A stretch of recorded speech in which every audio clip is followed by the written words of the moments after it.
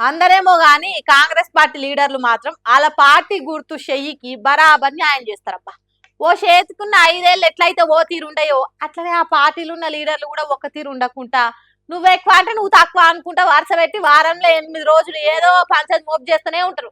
గాంధీ భవన్ కు వచ్చిపోయే కార్యకర్తలకు మందిలో మాట్లాడుకొని కొత్త స్టాఫ్ ఇస్తూనే ఉంటారు. నిన్నయాల కడియం వర్సెస్ కొండా సురేఖ ఎపిసోడ్ ఇంత ఇంత ఇంట్రెస్టింగ్ గా నడుస్తుందట.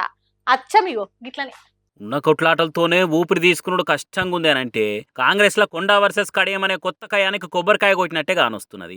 మన కడియం ఉండి నియోజకవర్గం మీద ఆఫీసర్లతో రివ్యూ చేసుడే కాకుండా ఉమ్మడి వరంగల్ మాస్టర్ ప్లాన్ కావాలని ఆఫీసర్లను అడిగిండట కడియము. దాంతో జిల్లా ముచ్చట్ల కడియం కాళ్ళు ఏళ్లు పెట్టుడే కాకుండా తలకాయ ఎందుకు దూరుస్తుందని దండిగానే మండిపడ్డదంట మంత్రి కొండా సురేఖ. ఇక అది చాలినట్టు లేటెస్ట్ గా కొండా సురేఖకు తెలియకుండా దేవాదాయ శాఖ కమిషనర్ తోని ఎండోమెంట్ రివ్యూ మీటింగ్ నడిపించిందట కడియం శ్రీహరి. స్టేషన్ గన్పూర్ ఉన్న గుల్ల పరిస్థితుల మీద రివ్యూ చేసిందంట.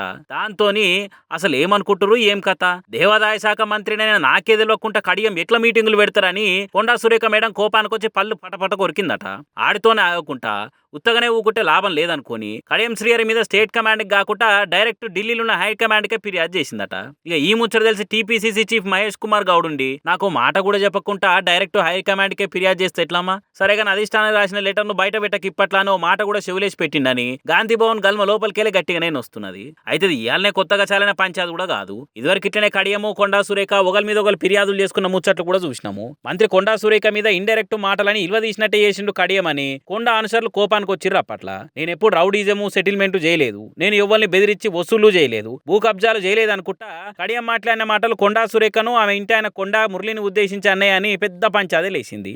ఇంకా ఎట్లనో అట్లా జరజర ఈ నడమనే మంచిగుండి పని చేసుకుంటుర్రు అనుకునే లోపట్నే ఈ పంచాది. మరి ఇట్లా అంటే హైకమాండ్ దాకా కంప్లైంట్ కాగితాలు పట్టుకొని పోతే ఇక్కడ స్టేట్ ఉన్న పెద్ద లీడర్లు ఏం చేస్తున్నారని ఇక్కడి బడా నేతలకు బదనాం వస్తుంది. పోనీ చెప్పా చేయకుండా లోపల రాజకీయాలు లోపలనే చేస్తే పార్టీల లుకలుకలు వచ్చి లుక్సాన్ అయిపోతుంది. నియోజకవర్గాలను నిలబడి చూస్తున్నా కానీ పబ్లికే పల్సగా చూసే కాడికి వస్తుంది. కాబట్టి ఫిర్యాదులు చేసుకోవద్దంటారా, కష్టమో నష్టమో కలిసి పని చేసుకోరంటారా, ఇట్లనో అట్లా ఇంకో 2.5 ఏళ్ళు ఓపిక పట్టురంటారా, హైకమాండ్ ఏం చెప్పి ఆగబడుతుంది అనేది చూడాలి. మరిగా ఎన్నడొస్తుందో ఈ వాన అని మనమంతా ఎదురు చూస్తుంటే కొన్ని తాన్నేమో ప్రకృతి పగబట్టినట్టే కొడుతున్న వానలతోని పానాల మీదకి వస్తుంది పాపం. వరద బురదతోనే సచ్చే సాగుందిరా దేవుడా అనంటే మీదికెళ్ళిగో కొండలు కూలి బతుకు బండపాలవుతుంది పాపం.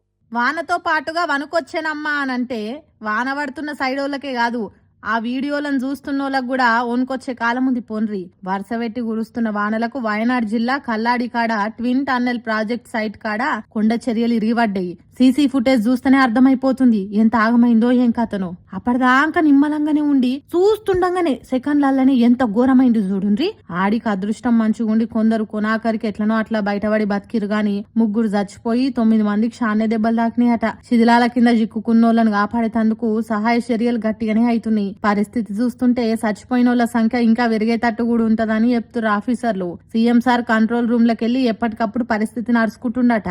పబ్లిక్ ను పానాలతో కాపాడాలని ఆర్డర్ లేచిండట కూడా. గాడ్స్ ఓన్ కంట్రీ అని చెప్పుకునే కేరళంలోనే ఓర్ దేవుడా ఏం గోసరా ఇది భగవంతుడా అనిపించేటట్టుంది ఇప్పుడు పరిస్థితి. పచ్చటి కేరళ ప్రమాదంకెళ్లి బయటపడి పబ్లిక్ ప్రశాంతంగా ఉండాలని మనం కూడా కోరుకుందాం.